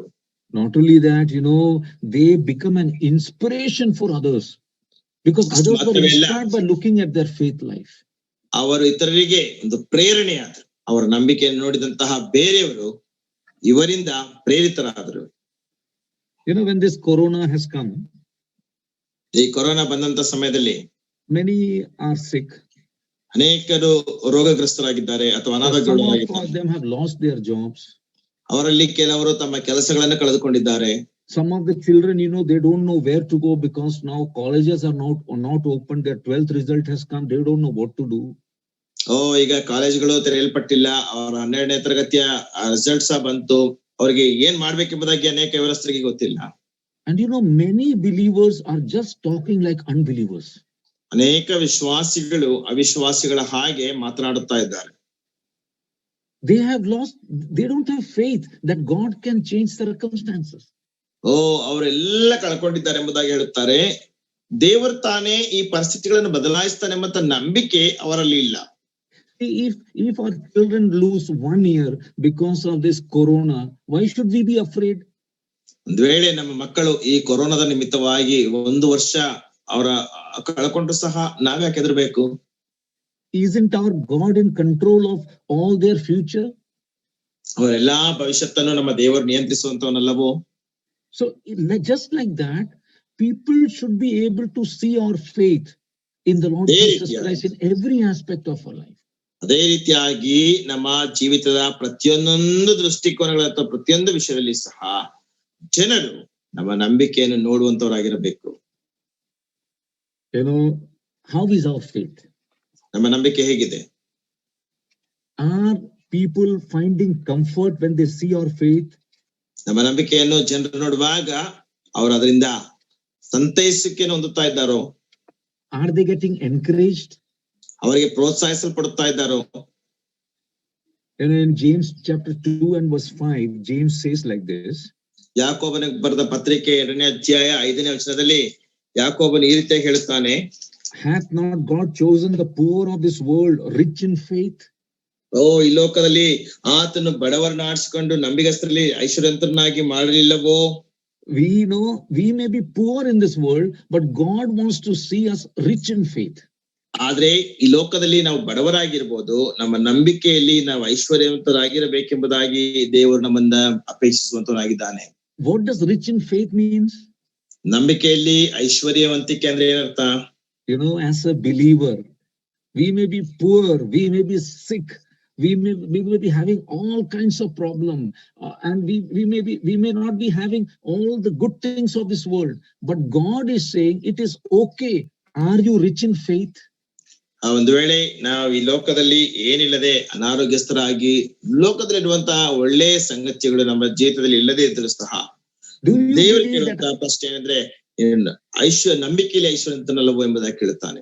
Do you believe that I can bring good out of every bad that has happened in your life? ನಿನ್ನ ಜೀವಿತದಲ್ಲಿ ನಡೆಯುವಂತ ಎಲ್ಲಾ ಕೆಟ್ಟ ವಿಷಯದಲ್ಲಿ ನಾನು ಒಳ್ಳೆಯದನ್ನು ತರುತ್ತೇನೆಂಬುದಾಗಿ ನಿನಗೆ ನಂಬಿಕೆ ಇಲ್ಲವೋ? The Roman believers were going through lot of difficulties, lot of problems, lot of persecution because they were direct under the Caesar's command. But ರೋಮದ ವಿಶ್ವಾಸಿಗಳು ಅನೇಕ ಕಷ್ಟಗಳು, ಅನೇಕ ಕಠಿಣವಾದಂತಹ ಪರಿಸ್ಥಿತಿಗಳು, ಅನೇಕ ರೀತಿಯಾದಂತಹ ಕೆಟ್ಟ ಪರಿಸ್ಥಿತಿಯನ್ನು ಹಾದು ಹೋಗ್ತಾ ಇದ್ರು. ಯಾಕೆಂದ್ರೆ ಅವರು ನೇರವಾಗಿ ರೋಮಾಪುರದ ಕೈಸರ್ನ ಅಧೀನದಲ್ಲಿದ್ರು ಅಥವಾ ಆ ಒಂದು ಆಜ್ಞೆಯ ಕೆಳಗಿದ್ರು. Some of us would definitely have seen how we can move mountains by faith. I have experienced that in my life. ನಮ್ಮಲ್ಲಿ ಅನೇಕರ ಒಂದು ಅನುಭವವನ್ನು ಪಡ್ಕೊಂಡಿದ್ದೇವೆ. ನಂಬಿಕೆಯಿಂದ ಒಂದು ಬೆಟ್ಟವನ್ನು ಹೇಗೆ ಕದಲಿಕ್ಕೆ ಸಾಧ್ಯ ಮಾಡಬಹುದು ಎಂಬುದಾಗಿ ನನ್ನ ಜೀವಿತದಲ್ಲಿ ಅದನ್ನು ನಾನು ಕಂಡುಕೊಂಡಿದ್ದೇನೆ. So James is saying, be rich in faith. That is what God wants. That is how God wants to see your life. ಯಾಕೋಬನು ಹೇಳ್ತಾನೆ, ಇವರು ನಂಬಿಕೆಯಲ್ಲಿ ಐಶ್ವರ್ಯವಂತರಾಗಿದ್ದಾರೆ ಎಂಬುದಾಗಿ. ಅದನ್ನೇ ದೇವರು ನಿಮ್ಮ ಜೀವಿತದಲ್ಲಿ ನೋಡ್ಬೇಕೆಂಬುದಾಗಿದ್ದಾನೆ. ಅದನ್ನೇ ದೇವರು ಆತನ ಅಪೇಕ್ಷಿಸುವಂತದ್ದು. Is our faith being talked about by other assemblies, by other believers? ನಮ್ಮ ನಂಬಿಕೆ ಕುರಿತಾಗಿ ಇತರ ವಿಶ್ವಾಸಿಗಳಿಂದ ಮತ್ತು ಇತರ ಸಭೆಗಳಿಂದ ಮಾತನಾಡಲ್ಪಡುತ್ತಾ ಇದೆಯೋ? Not only that, Paul writes to them and tells them that I am continuously praying for you. ಅಷ್ಟು ಮಾತ್ರವೇ ಅಲ್ಲ, ಪೌಲನು ಅವ್ರಿಗೆ ಹೇಳುವಂತ ಮಾತ್ರ ಏನಂದ್ರೆ, ನಾನು ಪ್ರಾರ್ಥನೆ ಮಾಡುವಾಗೆಲ್ಲ ತಪ್ಪದೆ ನಿಮಗೋಸ್ಕರ ವಿಜ್ಞಾಪನೆ ಮಾಡ್ತಾ ಇದ್ದೇನೆ. In verse 9 he's saying, I am continuously, without ceasing, I am praying for you. 9ನೇ ವಚನದಲ್ಲಿ ಆತ ಹೇಳ್ತಾನೆ, ನಾನು ಪ್ರಾರ್ಥನೆ ಮಾಡುವಾಗೆಲ್ಲ ತಪ್ಪದೆ ನಿಮಗೋಸ್ಕರ ವಿಜ್ಞಾಪನೆ ಮಾಡ್ತಾ ಇದ್ದೇನೆ. That means they have become the object of his constant prayers. ಅದ್ರ ಅರ್ಥ ಏನಂದ್ರೆ ಆತನ ನಿರಂತರವಾದಂತಹ ಒಂದು ಪ್ರಾರ್ಥನೆಯಲ್ಲಿ ಅಲ್ಲಿರುವಂತಹ ವಿಶ್ವಾಸಿಗಳು ಒಂದು ವಸ್ತು ವಿಷಯವಾದ್ರು. Now, what is strange here? Has Paul ever met these believers? ಇಲ್ಲಿ ನಾವು ನೋಡುವಂತ ವಿಷಯವೇನೆಂದ್ರೆ ಪೌಲನ್ ಎಂದಾದ್ರೂ ಅಲ್ಲಿರುವಂತ ವಿಶ್ವಾಸಿಗಳನ್ನು ಭೇಟಿಯಾಗಿದ್ನ? He has not met. ಆತನು ಭೇಟಿ ಆಗ್ಲಿಲ್ಲ. He has not been there. ಅಲ್ಲಿ ಅವನು ಇರ್ಲೇ ಇಲ್ಲ. Because when we come down, he says, I want to come and meet you. ಯಾಕೆಂದ್ರೆ ಕೆಳಗೆ ನಾವು ಬರುವಂತ ಸಮಯದಲ್ಲಿ ಆ ಪೌಲನ್ ಹೇಳ್ತಾನೆ, ನಾನು ಬಂದು ನಿಮ್ಮನ್ನು ಭೇಟಿ ಆಗ್ಬೇಕೆಂಬುದಾಗಿದ್ದೇನೆ. He has heard about them and he's continuously praying for them. ಅವನು ಅವರ ಕುರಿತಾಗಿ ಕೇಳಿಸಿಕೊಂಡು ಅವರಿಗೋಸ್ಕರವಾಗಿ ನಿರಂತರವಾಗಿ ಪ್ರಾರ್ಥನೆ ಮಾಡ್ತಾ ಇದ್ದಾನೆ.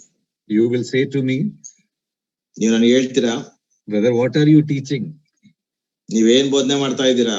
Those whom we are seeing, we are not able to pray for them. We are not getting time to pray for them. How we will pray for those whom we have not seen? ನಾವು ನೋಡಿದಂತವ್ರಿಗೋಸ್ಕರವೇ ಪ್ರಾರ್ಥನೆ ಮಾಡ್ತಾ ಇಲ್ಲ, ಪ್ರಾರ್ಥನೆ ಮಾಡ್ಲಿಕ್ಕೆ ಸಮಯ ಸಿಗ್ತಾ ಇಲ್ಲ. ನೋಡದಿರೋಂತವ್ರಿಗೋಸ್ಕರವಾಗಿ ಹೇಗೆ ಪ್ರಾರ್ಥನೆ ಮಾಡ್ಬೋದು? You know, that is why God brought this portion to us. Now let us expand the number of people for whom we are praying. ಅದಕ್ಕೋಸ್ಕರವಾಗಿ ದೇವರ ಈ ವಾಕ್ಯ ಭಾಗವನ್ನು ನಮಗೆ ತಂದಿದ್ದಾನೆ. ನಾವು ಪ್ರಾರ್ಥನೆ ಮಾಡುತ್ತಾ ಇರುವಂತ ಜನಗಳ ಸಂಖ್ಯೆ ಅದು ಅಭಿವೃದ್ಧಿ ಆಗುತ್ತದೆ. Dear brothers and sisters, how many people are the object of our continuous prayers? ಪ್ರಿಯ ಸಹೋದರ ಸಹೋದರಿಯರೇ, ನಮ್ಮ ನಿರಂತರವಾದ ಪ್ರಾರ್ಥನೆಯಲ್ಲಿ ಎಷ್ಟು ಜನರು ನಮ್ಮ ಪ್ರಾರ್ಥನೆಯ ವಸ್ತು ವಿಷಯವಾಗಿರ್ತಾರೆ? How big is our book of prayers, the list of prayers? ನಮ್ಮ ಪ್ರಾರ್ಥನೆಯ ಪಟ್ಟಿ ಎಷ್ಟು ದೊಡ್ಡದಿದೆ? Do we really have a book of prayers in which the names and matters are written for which we are continuously praying? ನಾವು ಪ್ರಾರ್ಥನೆ ಮಾಡೋದಕ್ಕೋಸ್ಕರವಾಗಿ ನಮಗೆ ಪ್ರಾರ್ಥನೆಯ ಒಂದು ಪುಸ್ತಕ ನಮ್ಮಲ್ಲಿ ಇದೆಯಾ? You know, today God hears prayers and answers prayers and works in the life of people. If we are not praying, and others will not be able to do the things, mighty things which God wants from their lives. ಒಂದು ವೇಳೆ ನಾವು ಪ್ರಾರ್ಥನೆ ಮಾಡುವಾಗ ನಮ್ಮ ಪ್ರಾರ್ಥನೆಯನ್ನು ಕೇಳಿ ದೇವರವರ ಜೀವಿತದಲ್ಲಿ ಕಾರ್ಯ ಮಾಡ್ತಾನೆ. ನಾವು ಒಂದು ವೇಳೆ ಪ್ರಾರ್ಥನೆ ಮಾಡದೆ ಹೋದ್ರೆ ದೇವರು ಆ ವ್ಯಕ್ತಿಗಳ ಜೀವಿತದಲ್ಲಿ ಬಲವಾದ ಕಾರ್ಯಗಳನ್ನು ಮಾಡಬೇಕೆಂಬುದಾಗಿ ಅಂದುಕೊಂಡಿರುವ ಕಾರ್ಯಗಳನ್ನ ಅವರಿಗೆ ಮಾಡ್ಲಿಕ್ಕೆ ಸಾಧ್ಯವಿಲ್ಲ. Not only that, he was praying that he could visit them at the earliest. ಅಷ್ಟು ಮಾತ್ರವಲ್ಲದೆ ಆತನಿಗೆ ಎಷ್ಟು ಬೇಗ ಸಾಧ್ಯವಾಗ್ತದೆ ಅಷ್ಟು ಬೇಗ ಅವ್ರನ್ನ ಸಂಧಿಸಬೇಕೆಂಬುದಾಗಿ ಆತನ ಪ್ರಾರ್ಥಿಸ್ತಾ ಇದ್ದಾನೆ. But you know, in verse 11, it really gives us a joy. What he's saying that in verse 11, he's saying, I want to impart unto you some spiritual gifts. 11ನೇ ವಚನದಲ್ಲಿ ನಮಗೆ ನಿಜವಾಗಿ ಸಹ ಒಂದು ಸಂತೋಷವನ್ನು ತರುವಂತಹ ವಿಷಯವಾಗಿದೆ. ಆತನ ಹೇಳುವಂತ ಮಾತೇನೆಂದ್ರೆ, ನನ್ನ ಮುಖಾಂತರವಾಗಿ ನಿಮಗೆ ಪಾರಮಾರ್ಥಿಕ ವರವೇನಾದ್ರೂ ದೊರಕುತ್ತೆಂದು ಎಂಬುದಾಗಿ, ಅಂದ್ರೆ ಆತನಲ್ಲಿರುವಂತಹ ಕೆಲವು ಪಾರಮಾರ್ಥಿಕ ವರಗಳನ್ನ ಅವರಿಗೆ ಕೊಡ್ಬೇಕೆಂಬುದಾಗಿ ಆತನ ಬಯಸುವಂತವನಾಗಿದ್ದಾನೆ. So what is he saying? He is saying that I want to come to you to receive blessings from you, and I also want to give blessings to you. ಅವನು ಹೇಳುವಂತ ಮಾತೇನೆಂದ್ರೆ, ನಾನು ನಿಮ್ಮ ಬಳಿಗೆ ಬಂದಾಗ ನಿಮ್ಮಿಂದಲೂ ಸಹ ನಾನು ಕೆಲವು ಆಶೀರ್ವಾದಗಳನ್ನು ಪಡೆದುಕೊಳ್ತೇನೆ ಮತ್ತು ನನ್ನಲ್ಲಿರುವಂತಹ ಆಶೀರ್ವಾದಗಳನ್ನು ನಿಮಗೂ ಸಹ ಕೊಡ್ತೇನೆ. Dear brothers and sisters, ಪ್ರಿಯ ಸಹೋದರ ಸಹೋದರಿಯರೇ, you know, as we worship God, ನಾವು ದೇವರನ್ನು ಆರಾಧಿಸುವಾಗ, when we worship God, not only are we blessed, but we become a blessing to many others also. ನಾವು ದೇವರನ್ನು ಆರಾಧಿಸುವಾಗ ನಾವು ಮಾತ್ರ ಆಶೀರ್ವಾದ ಹೊಂದುವುದಿಲ್ಲ, ಇತರರಿಗೂ ಸಹ ಆಶೀರ್ವಾದಗಳಾಗಿ ನಾವು ಮಾರ್ಪಡುತ್ತೇವೆ. You know, in every church where we go, ನಾವು ಹೋಗುವಂತಹ ಪ್ರತಿ ಸಭೆಯಲ್ಲಿ there are two kinds of people. ಎರಡು ರೀತಿಯಾದಂತಹ ಜನರಿರ್ತಾರೆ. One group of people are there who will lift us up. ಒಂದು ಗುಂಪಿನ ಜನರು ನಮ್ಮನ್ನು ಸುಮ್ಮನೆ ಮೇಲಕ್ಕೆತ್ತುತ್ತಾರೆ. There are another group of people, those who will bring us down. ಮತ್ತು ಇನ್ನೊಂದು ಗುಂಪಿನ ಜನರಿರ್ತಾರೆ, ಅವರು ನಮ್ಮನ್ನ ಕೆಳಕ್ಕೆ ತುಳಿತಾರೆ. You know, those who lift others up, they are an inspiration to others. ಯಾರು ನಮ್ಮನ್ನು ಮೇಲಕ್ಕೆತ್ತುತ್ತಾರೋ ಅವರು ಇತರರಿಗೆ ಒಂದು ಪ್ರೇರಣೆ ಆಗಿರ್ತಾರೆ. But those who those who bring others down, they bring pain in the life of others.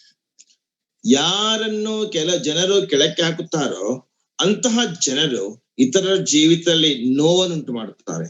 Now you see, Paul is saying, I want to be a blessing for you and I want you to be a blessing for me. ಪೌಲನು ಹೇಳುವಂತಹ ಮಾತೇನೆಂದ್ರೆ, ನಾನು ನಿಮಗೆ ಆಶೀರ್ವಾದವಾಗಿರುತ್ತೇನೆ ಮತ್ತು ನೀವು ನನಗೆ ಆಶೀರ್ವಾದವಾಗಿರಬೇಕು. Dear brothers and sisters, ಪ್ರಿಯ ಸಹೋದರ ಸಹೋದರಿಯರೇ, in our church, what kind of believers are we? ನಮ್ಮ ಸಭೆಯಲ್ಲಿ ನಾವೆಂತ ವಿಶ್ವಾಸಿಗಳಾಗಿದ್ದೇವೆ? Are we people who always are complaining and saying, I am not getting anything, I am not being blessed, nobody is doing anything for me? Or are you a believer who want to give something to others so that their life may be lifted up? ನಮ್ಮ ಸಭೆಯಲ್ಲಿ ನಾನು ಏನು ಸಿಗ್ತಾ ಇಲ್ಲ, ನನಗೇನು ಬರ್ತಾ ಇಲ್ಲ, ನನಗೇನು ಇಲ್ಲ ಎಂಬುದಾಗಿರುವಂತಹ ವಿಶ್ವಾಸಿಗಳಾಗಿದ್ದೇವೆಯೋ, ಅಥವಾ ನಾವು ಇತರರಿಗೆ ಕೊಟ್ಟು ಇತರನ್ನು ಮೇಲಕ್ಕೆತ್ತುವಂತಹ ವಿಶ್ವಾಸಿಗಳಾಗಿದ್ದೇವೆಯೋ? You know, wherever Paul went, in whichever assembly he attended, he always saw that others are lifted up by the work and the ministry he does. ಪೌಲನು ಹೋದಂತ ಎಲ್ಲಾ ಸ್ಥಳಗಳಲ್ಲಿ ಸಹ ಆತನು ಬೇರೆಯವರು ಇತರ ಜನರು ಪೌಲನ ಸೇವೆಯಿಂದ ಅವರ ಮೇಲಕ್ಕೆತ್ತಲ್ಪಟ್ಟಂತದನ್ನ ನೋಡ್ಬೇಕೆಂಬುದಾಗಿ ಆತನು ಯಾವಾಗಲೂ ಸಹ ಆಗ್ರಹಿಸ್ತಾ ಇದ್ದನು. You know, in verse 13, what does he say?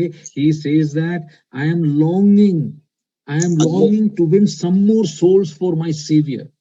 13ನೇ ವಚನದಲ್ಲಿ ಆತನು ಹೇಳುವಂತಹ ಮಾತೇನೆಂದ್ರೆ, ನನ್ನ ರಕ್ಷಕನಿಗೋಸ್ಕರವಾಗಿ ನಾನು ಇನ್ನೂ ಕೆಲವು ಆತ್ಮಗಳನ್ನ ಗೆದ್ದುಕೊಳ್ಳಬೇಕೆಂಬುದಾಗಿ ನಾನು ಆಶಿಸುತ್ತಾ ಇದ್ದೇನೆ. Why he wants some more souls? ಯಾಕೆ ಇನ್ನು ಕೆಲವು ಆತ್ಮಗಳು ಬೇಕು? Because he wants to lay them down before the feet of the Lord Jesus, whom he loves so much. ಆತನು ಬಹಳ ಹೆಚ್ಚಾಗಿ ಪ್ರೀತಿಸುವಂತಹ ಕರ್ತನಾದ ಯೇಸು ಕ್ರಿಸ್ತನ ಪಾದಗಳ ಬಳಿಯಲ್ಲಿ ಆ ಆತ್ಮಗಳನ್ನ ಅವನು ಹಾಕ್ಬೇಕು. What beautiful truths we find in these few verses. ಈ ಕೆಲವು ವಚನಗಳಲ್ಲಿ ಎಂತ ಅದ್ಭುತವಾದಂತಹ ಸುಂದರವಾದಂತ ಒಂದು ಸತ್ಯಾಂಶಗಳನ್ನ ನಾವು ಕಂಡುಕೊಳ್ತೇವೆ. Now we look at verse 14 and 15.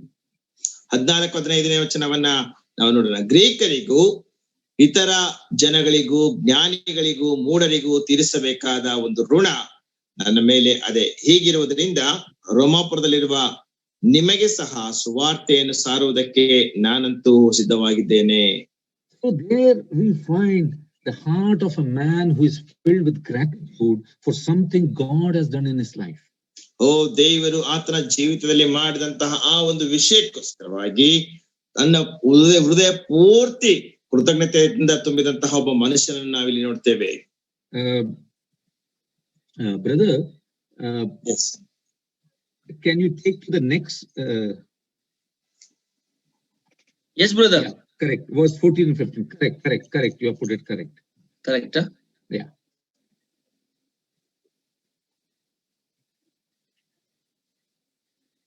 Okay. So we find there that here is a man who is full of gratitude as he stands before God. ಇಲ್ಲಿ ನಾವು ನೋಡುವಂತಹ ಅಂಶವೇನೆಂದ್ರೆ, ಇಲ್ಲೊಬ್ಬ ಮನುಷ್ಯನಿದ್ದಾನೆ, ಆತನು ತನ್ನ ಹೃದಯ ಪೂರ್ವಕವಾಗಿ ಕೃತಜ್ಞತೆ ಉಳ್ಳಂತವನು ಮತ್ತು ವಂದನೆಗಳಿಂದ ತುಂಬಿದಂತಹ ಮನುಷ್ಯನಾಗಿದ್ದಾನೆ. What is he full of gratitude for? ಆತನು ಯಾವುದಕ್ಕೋಸ್ಕರವಾಗಿ ಸಂಪೂರ್ಣವಾಗಿ ಕೃತಜ್ಞತೆ ಉಳ್ಳವನಾಗಿದ್ದಾನೆ? Brother, can you display that slide? Yes, brother, sure. So that others can see it. Yes. Yeah. So he's full of gratitude. ಆತನು ಸಂಪೂರ್ಣವಾಗಿ ಕೃತಜ್ಞತೆಯಿಂದ ತುಂಬಿದವನಾಗಿದ್ದಾನೆ. And what is he full of gratitude for? ಯಾವುದಕ್ಕೋಸ್ಕರವಾಗಿ ಸಂಪೂರ್ಣವಾಗಿ ಕೃತಜ್ಞತೆಯನ್ನು ನೋಡ್ತೇವೆ?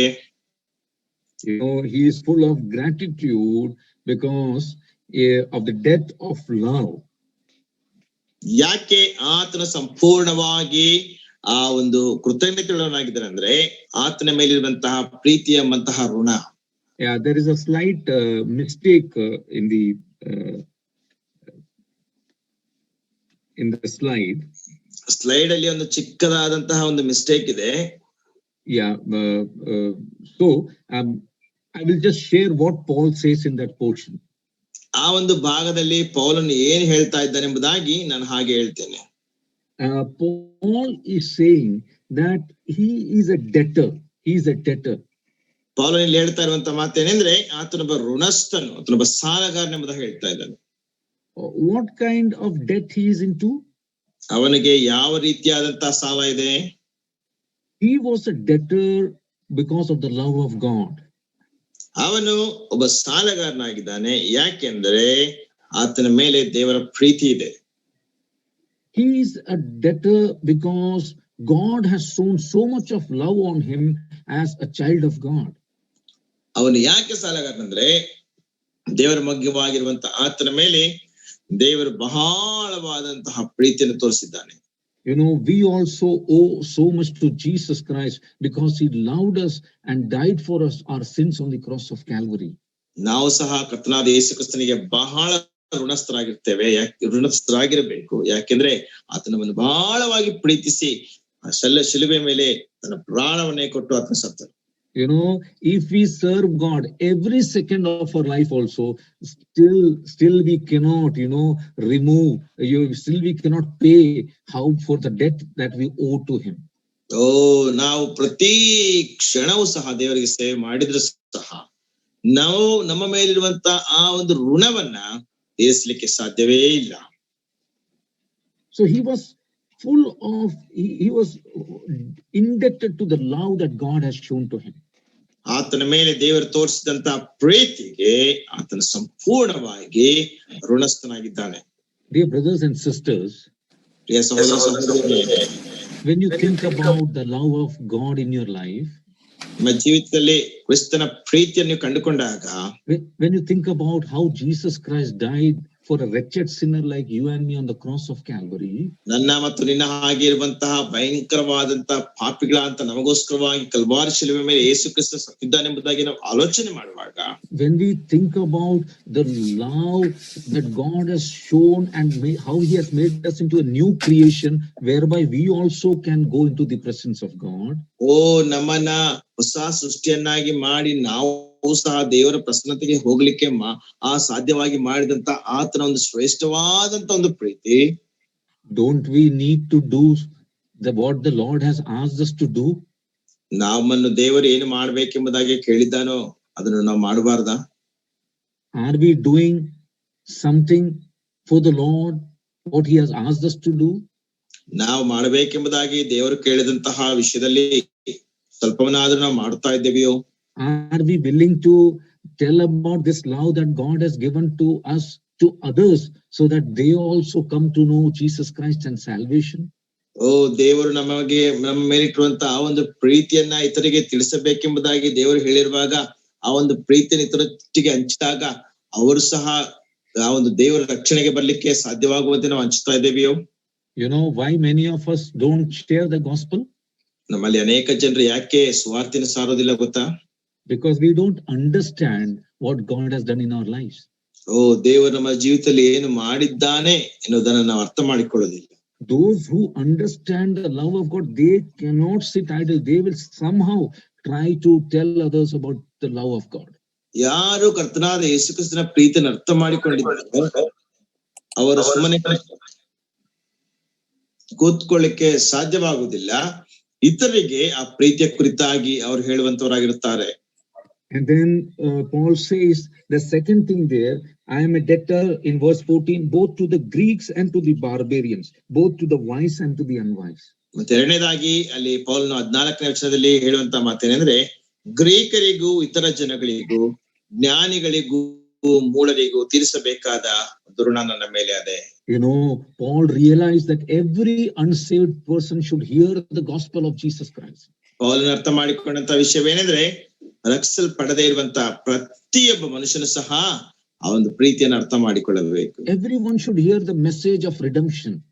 ಪ್ರತಿಯೊಬ್ಬರು ಸಹ ಈ ಬಿಡುಗಡೆ ಸಂದೇಶವನ್ನ ಕೇಳಿಸಿಕೊಳ್ಳಬೇಕು. And Paul had this obligation, felt this obligation that I must carry this good news to all the people. ಈ ಒಂದು ಶುಭವಾರ್ತೆಯನ್ನು ಎಲ್ಲರಿಗೂ ಸಹ ನಾನು ಸಾರಲೇಬೇಕೆಂಬಂತಹ ಒಂದು ಒತ್ತಾಯ, ಒಂದು ಋಣ ಪೌಲನ ಮೇಲೆ ಇದೆ ಎಂಬುದಾಗಿ ಆತನು ಹೇಳ್ತಾನೆ. You know, when unsaved people or those who have got, those who have been saved from their sins, who are saved by Jesus Christ from destruction, they should have an urgent desire to help others also to escape through Jesus Christ. ಯಾರು ರಕ್ಷಿಸಲ್ಪಟ್ಟಿರ್ತಾರೋ, ಯಾರು ಕರ್ತನಾದ ಯೇಸು ಕ್ರಿಸ್ತನ ಪ್ರೀತಿಯನ್ನು ಕಂಡುಕೊಂಡಿರ್ತಾರೋ ಅವರಿಗಿರುವಂತ ಒಂದು ಆತುರವಾದಂತ ಕೆಲಸವೇನೆಂದ್ರೆ ಇತರರು ಸಹ ಆ ಒಂದು ಪ್ರೀತಿಗೆ ಬರಬೇಕು, ಆ ಒಂದು ನ್ಯಾಯ ತೀರ್ಪಿಗೆ ತಪ್ಪಿಸಿಕೊಳ್ಬೇಕು, ನಿತ್ಯವಾದ ನರಕಾಗ್ನಿಗೆ ತಪ್ಪಿಸಿಕೊಳ್ಳಬೇಕೆಂಬಂತಹ ಒಂದು ಬಯಕೆ ಅವರಲ್ಲಿರಬೇಕು. You know, we should give a new name to ourselves. We should call ourselves as watchmen. ನಮ್ಮನ್ನು ನಾವು ಹೊಸ ಹೆಸರು ನಮಗೆ ಕೊಟ್ಟುಕೊಳ್ಳಬೇಕು. ಅದೇನೆಂದ್ರೆ ಕಾಯುವಂತವನು ಅಥವಾ watchman. What does the watchman do? Watchman ಏನ್ ಮಾಡ್ತಾನೆ? He tells others, you know, he tells others about the danger that is there. ಅಲ್ಲಿ ಮುಂದೆ ಇರುವಂತಹ ಒಂದು ಅಪಾಯದ ಕುರಿತಾಗಿ ಆತನ ಹೇಳುವಂತವನಾಗಿರುತ್ತಾನೆ. He stands there and warns everybody, I am here to protect, I am here to take care of this building or this society. ಆತನ ಅಲ್ಲಿ ನಿಂತುಕೊಂಡು ಎಲ್ರಿಗೂ ಕೂಡ ಎಚ್ಚರಿಕೆ ಕೊಡುವಂತ ಮಾತೇನೆ ಅಂದ್ರೆ, ನಾನು ಇಲ್ಲಿ ಇದ್ದೇನೆ, ಇಲ್ಲಿ ನಿಂತುಕೊಂಡು ನಾನು ಈ ಒಂದು ಆಸ್ತಿಯನ್ನಾಗಲಿ ಅಥವಾ ಈ ಒಂದು ಕಟ್ಟಡವನ್ನಾಗಲಿ ನಾನು ಸಂರಕ್ಷಿಸ್ತಾ ಇದ್ದೇನೆ ಎಂಬುದಾಗಿ ಆತ ಹೇಳುವಂತವನಾಗಿರ್ತಾನೆ. You know, we have only one responsibility in the society, in the state, in the country, in the village, in the school, in the office where we are, warning others that there is a great judgment going to, and you from this judgment by this good news of salvation through Jesus Christ. ನಮ್ಮ ಶಾಲೆಯಲ್ಲಿ, ನಮ್ಮ ಕಾಲೇಜುಗಳಲ್ಲಿ, ನಾವು ಕೆಲಸ ಮಾಡುವಂತ ಸ್ಥಳದಲ್ಲಿ, ನಮ್ಮ ಸಮುದಾಯದಲ್ಲಿ, ನಮ್ಮ ಸಮಾಜದಲ್ಲಿ, ನಮ್ಮ ದೇಶದಲ್ಲಿ, ನಮ್ಮ ಪ್ರಪಂಚದಲ್ಲಿ ನಮಗಿರುವಂತ ಒಂದೇ ಒಂದು ಜವಾಬ್ದಾರಿಕೆ ಏನೆಂದ್ರೆ, ಮುಂದೆ ದೊಡ್ಡದಾದಂತ ಒಂದು ನ್ಯಾಯ ತೀರ್ಪು ಬರ್ಲಿಕ್ಕಿದೆ. ಅದನ್ನ ತಪ್ಪಿಸಿಕೊಳ್ಳೋದಕ್ಕೋಸ್ಕರವಾಗಿ ಈ ಶ್ರೇಷ್ಠವಾದಂತ ಸುವಾರ್ತೆಯನ್ನ ನೀವು ಅಂಗೀಕರಿಸಿಕೊಳ್ಬೇಕೆಂಬುದಾಗಿ ಸಾರುವಂತವರಾಗಿರ್ಬೇಕು. I challenge you, do you want to be a watchman? Because many are going to eternal hellfire. ಅನೇಕರು ನಿತ್ಯವಾದಂತ ನರಕಾಗ್ನಿಗೆ ಹೋಗುತ್ತಾ ಇರೋದ್ರಿಂದ ನೀನೊಬ್ಬ ವಾಚ್ಮ್ಯಾನ್ ಆಗ್ಬೇಕೆಂಬುದಾಗಿ ನಾನು ನಿಮ್ಗೆ ಸವಾಲೊಡ್ಡುತ್ತೇನೆ. God has saved us and given us this good gospel into our hands so that we can warn others. ದೇವರು ನಮ್ಮನ್ನು ರಕ್ಷಿಸಿ ಈ ಒಂದು ಶುಭವಾರ್ತೆಯನ್ನ ನಮ್ಮ ಕೈಗಳಿಗೆ ಕೊಟ್ಟಿದ್ದಾನೆ. ಆದ್ರಿಂದ ನಾವು ಇತರರನ್ನ ನಾವು ಎಚ್ಚರಿಸಬಹುದು. Tonight I ask you, brothers and sisters, are we doing this great work that God has given into our hands? ನನ್ನ ಪ್ರಿಯ ಸಹೋದರ ಸಹೋದರಿಯರೇ, ರಾತ್ರಿ ವೇಳೆಯಲ್ಲಿ ನಾನು ಕೇಳುವಂತಹ ವಿಷಯವೇನೆಂದ್ರೆ, ನಮಗೆ ದೇವರು ಕೊಟ್ಟಂತಹ ಕೆಲಸವನ್ನ ಮಾಡುತ್ತಾ ಇದ್ದೇವೆಯೋ? You know, God gives us opportunity. Today is the opportunity. ದೇವರು ನಮಗೆ ಅವಕಾಶಗಳನ್ನು ಕೊಡ್ತಾನೆ. ಈ ದಿನವೇ ಆ ಒಂದು ಅವಕಾಶ. So what did Paul say here? ಪೌಲನು ಹೇಳ್ತಾನೆ in verse 15. 15ನೇ ವಚನ, ಹೀಗಿರೋದ್ರಿಂದ ರೋಮಾಪುರದಲ್ಲಿರುವ ನಿಮಗೆ ಸಹ ಸುವಾರ್ತೆಯನ್ನು ಸಾರುವುದಕ್ಕೆ ನಾನಂತೂ ಸಿದ್ಧವಾಗಿದ್ದೇನೆ. Paul says, I am ready. ಪೌಲನು ಹೇಳ್ತಾನೆ, ನಾನಂತೂ ಸಿದ್ಧವಾಗಿದ್ದೇನೆ. He's saying, I am ready. ಆತನು ಹೇಳ್ತಾನೆ, ನಾನು ಸಿದ್ಧವಾಗಿದ್ದೇನೆ. There we see a man who has determined to do something. ಇಲ್ಲಿ ಒಬ್ಬ ಮನುಷ್ಯನಿದ್ದಾನೆ. ಆ ಮನುಷ್ಯನು ಒಂದು ವಿಷಯವನ್ನು ಮಾಡುವುದಕ್ಕೋಸ್ಕರವಾಗಿ ಅದನ್ನು ಬಹಳ ಸಿದ್ಧನಾಗಿದ್ದಾನೆ, ಅಥವಾ ಬಹಳ ಅದಕ್ಕೋಸ್ಕರವಾಗಿ ಸಮರ್ಪಿಸಲ್ಪಟ್ಟವನಾಗಿದ್ದಾನೆ. So the third thing we see a determination. What is the determination? He's saying, I am ready to be a witness. I am ready to tell others about salvation, about Jesus Christ. ಮೂರನೇ ವಿಷಯ ನಾವು ನೋಡುವಂತ ಸಮಯದಲ್ಲಿ ಅಲ್ಲಿ ಆತನು ಒಂದು ಒಂದು ಒಂದು ಸಮರ್ಪಣೆಯನ್ನ ಜೀವಿತನ ತೋರಿಸ್ತಾನೆ. ಏನ ಸಮರ್ಪಣೆ, ಯಾತಕ್ಕೋಸ್ಕರವಾಗಿ ಸಮರ್ಪಣೆ ಎಂಬುದಾಗಿ ನೋಡುವಾಗ ಆತನು ಕರ್ತನಾದ ಯೇಸು ಕ್ರಿಸ್ತನ ವಿಷಯದಲ್ಲಿ, ಸುವಾರ್ತೆ ವಿಷಯದಲ್ಲಿ ಸಾಕ್ಷೀಕರಿಸುವುದಕ್ಕೆ, ಸಾರುವುದಕ್ಕೆ ಆತನು ಸಿದ್ಧನಾಗಿದ್ದೇನೆ ಎಂಬಂತಹ ಒಂದು ಸಮರ್ಪಣೆಯನ್ನು ತೋರಿಸ್ತಾ ಇದ್ದಾನೆ. He was ready to tell others about Christ because he himself knew the Lord and he knew that God could save others. ಇತರರಿಗೆ ಕ್ರಿಸ್ತನ ಕುರಿತಾಗಿ ಹೇಳೋದಕ್ಕೆ ಸಿದ್ಧನಾಗಿದ್ದಾನೆ. ಇತರರನ್ನು ದೇವರು ರಕ್ಷಿಸಲಿಕ್ಕೆ ಸಾಧ್ಯ ಎಂಬಂತಹ ಸುವಾರ್ತೆಯನ್ನ ಅದನ್ನು ಹೇಳೋದಕ್ಕೆ ಸಿದ್ಧನಾಗಿದ್ದಾನೆ. You remember in Luke 8:39, there was a demon possessed man. When the Lord Jesus Christ healed him, what did he tell him? ಲೂಕ 8:39ರಲ್ಲಿ ನೆನಪಿದ್ಯಾ? ಅಲ್ಲಿ ದೆವ್ವಗಳಿಂದ ಹಿಡಿಯಲ್ಪಟ್ಟಂತ ಮನುಷ್ಯನಿದ್ದನು. ಆತನ ಸ್ವಸ್ಥನಾದ ಮೇಲೆ ಕರ್ತನಾತನಿಗೆ ಏನ್ ಹೇಳ್ತಾನೆ? What did the Lord said? The Lord said to him, go and show how great things God has done in your lives. Go and tell others. ಯೇಸು ಕ್ರಿಸ್ತನ ಮನುಷ್ಯನಿಗೆ ಹೇಳುವಂತಹ ವಿಷಯವೇನೆಂದ್ರೆ, ನೀನು ಹೋಗಿ ಇತರ ಜನರಿಗೆ ನಿನ್ನ ಸಾರು, ದೇವರು ನಿನ್ನ ಜೀವಿತದಲ್ಲಿ ಎಂತ ಒಳ್ಳೆಯ ಕಾರ್ಯಗಳನ್ನು ಮಾಡಿದ್ದಾನೆ ಎಂಬುದಾಗಿ. You know why many of us don't share the good news of salvation? ನಮ್ಮಲ್ಲಿ ಅನೇಕರು ಯಾಕೆ ಈ ಸುವಾರ್ತೆ ಎಂಬಂತಹ ರಕ್ಷಣೆಯ ಸಂದೇಶವನ್ನು ನಾವು ಸಾರೋದಿಲ್ಲ? Because nothing great, no great thing has happened in our lives, so there is nothing to show. ಯಾಕೆಂದ್ರೆ ನಮ್ಮಲ್ಲಿ ಯಾವ ಶ್ರೇಷ್ಠ ಸಂಗತಿ ಸಹ ಆಗ್ಲಿಲ್ಲ, ಅದರಿಂದ ನಮ್ಗೆ ಏನು ಸಹ ತೋರಿಸ್ಲಿಕ್ಕೆ ಇಲ್ಲ. That is why I said in the beginning that many in the assemblies are not saved. Why they are silent? Why they don't preach? Why they don't tell others? Why they don't become witness? Because great thing has not actually happened in their lives. Then how will they go and tell it to others, as Jesus said? ಅನೇಕರು ಸಭೆಗಳಲ್ಲಿ ಯಾಕೆ ಅವರು ಸಭೆಗಳಲ್ಲಿ ಪ್ರಸಂಗ ಮಾಡೋದಿಲ್ಲ, ಬೋಧಿಸೋದಿಲ್ಲ, ಇತರರಿಗೆ ಸುವಾರ್ತೆಯನ್ನು ಸಾರೋದಿಲ್ಲ ಎಂಬುದಾಗಿ ಹೇಳುವಾಗ ಅವ್ರು ನಿಜವಾಗಿ ಸಹ ಅವ್ರು ರಕ್ಷಿಸಲ್ಪಟ್ಟಿರುವುದಿಲ್ಲ. ಒಂದು ವೇಳೆ ರಕ್ಷಿಸಲ್ಪಟ್ಟಿದ್ದರೆ ಅವ್ರು ಆ ರೀತಿಯಾಗಿ ನಿಶಬ್ದವಾಗಿರ್ಲಿಕ್ಕೆ ಸಾಧ್ಯವಿಲ್ಲ. Paul says, I am ready. I am going to do that. I may die, but I am going to do that. ಆದ್ರೆ ಪೌಲ ಹೇಳ್ತಾನೆ, ನಾನು ಅದನ್ನು ಮಾಡ್ಲಿಕ್ಕೆ ಸಿದ್ಧವಾಗಿದ್ದೇನೆ. ಒಂದು ವೇಳೆ ನಾನು ಸಾಯಬಹುದು, ಆದ್ರೂ ಸಹ ನಾನು ಆ ಕೆಲಸವನ್ನು ಮಾಡ್ಲಿಕ್ಕೆ ಸಿದ್ಧನಾಗಿದ್ದೇನೆ ಎಂಬುದಾಗಿ ಪೌಲ್ ಹೇಳ್ತಾ ಇದ್ದಾನೆ. So in verse 16 and 17, we find what is he going to tell others. 16 ಮತ್ತು 17ನೇ ವಚನದಲ್ಲಿ ಆತನ ಇತರರಿಗೆ ಏನು ಹೇಳಲಿಕ್ಕೆ ಇದ್ದಾನೆಂಬುದಾಗಿ ನಮಗೆ ಹೇಳ್ತಾ ಇದ್ದಾನೆ. In verse 16 and 17, brother, read that. ಸುವಾರ್ತೆಯ ವಿಷಯದಲ್ಲಿ ನಾನು ನಾಚಿಕೊಳ್ಳುವವನಲ್ಲ. ಆ ಸುವಾರ್ತೆಯು ದೇವರ ಬಲ ಸ್ವರೂಪವಾಗಿದ್ದು ಮೊದಲು ಯಹೂದ್ಯರಿಗೆ ಆಮೇಲೆ ಗ್ರೀಕರಿಗೆ ಅಂತೂ ನಂಬುವವರೆಲ್ಲರಿಗೂ ರಕ್ಷಣೆ ಉಂಟು ಮಾಡುವಂತದ್ದಾಗಿದೆ. ಹೇಗೆಂದರೆ ದೇವರಿಂದ ದೊರಕುವ ನೀತಿಯು ಅದರಲ್ಲಿ ತೋರಿ ಬರುತ್ತದೆ. ನೀತಿವಂತನು ನಂಬಿಕೆಯಿಂದಲೇ ಬದುಕುವೆನೆಂಬ ಶಾಸ್ತ್ರೋಕ್ತಿಯ ಪ್ರಕಾರ ಆ ನೀತಿಯು ನಂಬಿಕೆಯ ಫಲವಾಗಿದ್ದು ನಂಬಿಕೆಯನ್ನು ಪ್ರಕಟಿಸುವಂತದ್ದಾಗಿದೆ. ಎಲ್ಲಾ ಮನುಷ್ಯರು ದೇವರ ಸನ್ನಿಧಿಯಲ್ಲಿ ಅಪರಾಧಿಗಳು. Dear brothers and sisters, what is this gospel or this good news that we have to tell others? ಪ್ರಿಯ ಸಹೋದರ ಸಹೋದರಿಯರೇ, ಈ ಸುವಾರ್ತೆ, ಶುಭವಾರ್ತೆ, ನಾವು ಹೇಳಲಿಕ್ಕಿರುವಂತಹ ಶುಭವಾರ್ತೆ ಏನಾಗಿದೆ? So he brings out the magnificence or the greatness of the gospel. That is, he brings before us. ಇಲ್ಲಿ ಆ ಪೌಲನು ನಮ್ಮ ಮುಂದೆ ಆ ಸುವಾರ್ತೆಯ ಶ್ರೇಷ್ಠತೆ, ಅದರ ಆ ಒಂದು ಸರ್ವೋಚ್ಚತೆಯನ್ನ ನಮ್ಮ ಮುಂದೆ ತರ್ತಾ ಇದ್ದಾನೆ. Paul is saying, I am not ashamed of this glorious gospel. He says the glorious gospel. ಪೌಲನು ಹೇಳುವಂತಹ ಮಾತೇನೆಂದ್ರೆ, ಆ ಒಂದು ಮಹಿಮಾ ಸ್ವರೂಪವಾದ ಅಥವಾ ದೇವರ ಬಲ ಸ್ವರೂಪವಾದ ಸುವಾರ್ತೆಯನ್ನು ಸಾರುವುದರಲ್ಲಿ ನಾನು ನಾಚಿಕೊಳ್ಳುವುದಿಲ್ಲ ಎಂಬುದಾಗಿ ಆತನು ಹೇಳ್ತಾ ಇದ್ದಾನೆ. Why he is not ashamed? Because ನಾಚಿಕೊಳ್ಳುವವನಲ್ಲ. Because God is the author of this gospel, or this gospel has come from God. ಯಾಕೆಂದ್ರೆ ಈ ಸುವಾರ್ತೆಗೆ ಒಡೆಯನು ಅಥವಾ ಕರ್ತೃ ದೇವರೇ ಆಗಿದ್ದಾನೆ. ದೇವರಿಂದಲೇ ಈ ಸುವಾರ್ತೆ ಬಂದಂತದಾಗಿದೆ. And you know, this gospel was very clear before the world when Jesus Christ died on the cross of Calvary. ಈ ಸುವಾರ್ತೆ ಲೋಕದ ಮುಂದೆ ಬಹಳ ಸ್ಪಷ್ಟವಾಗಿದೆ, ಕರ್ತನಾದ ಯೇಸು ಕ್ರಿಸ್ತನ ಶಿಲುಬೆ ಮೇಲೆ ಸತ್ತನೆಂಬುದಾಗಿ.